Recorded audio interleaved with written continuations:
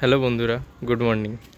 তো আজকে মেঘলা একটা দিন, আর আজকে 31 মার্চ। তো আমাদের বাড়িতে একটা অনুষ্ঠান হয়েছিল, সেই অনুষ্ঠানের জন্য এই সাইডে পোলগুলো লাগিয়েছি, পুরো ছাদেই সাইডে পোল। এতে অনুষ্ঠানও এতেই দড়ি দিয়ে হয়ে গেছে, আর বাকি বাড়িতে কাপড় মেলার জন্য কাজে লেগে গেছে এই পোলগুলো, পার্মানেন্ট ফিক্স হয়ে গেছে।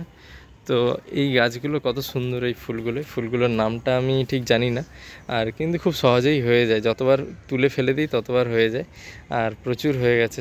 অনেক গাছের গোড়াতেই এরকম হয়েছে।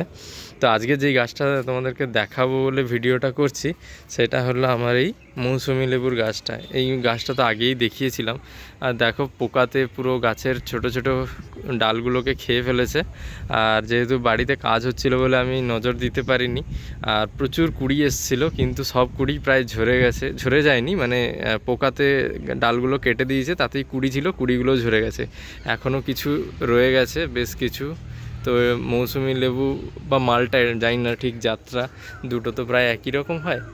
তো এখন যে কয়েকটা আছে আমি এটাতেই খুশি, কারণ আমি জাস্ট দেখবো যে এটার স্বাদ কেমন হয়, আমি সেটা দেখার জন্যই ওয়েট করে আছি। তো একটা লেবু হলেও সেটাও আমার কাছে যথেষ্ট। এই যে দেখো অনেকগুলো এখনও প্রায় 7-8টা মতো লেবু হয়ে আছে গাছটাতে। আর এই কয়েকদিন সার হিসাবেও কিছুই দেওয়া হয়নি, তবু গাছটা তো মোটামুটি ফল দিয়েছে। এবার দেখা যাক যে ফল ধরে কি না। যদি ফল ধরে তাহলে তো সেটা টেস্ট করে বলবোই যে কেমন লেগেছে স্বাদটা।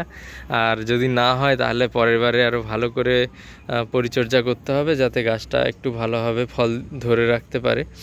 আর নতুন নতুন ব্রাঞ্চেস হচ্ছে নিচ থেকে, আর যেগুলো পোকাতে কেটে দিয়েছে জানি না ওখান থেকে ছোট ছোট ব্রাঞ্চ বেরোচ্ছে, এই যে যেমন এখানে বেরিয়েছে। এবার এগুলোতে আর কুড়ি আসবে কি না সেটা আমি ঠিক বলতে পারছি না।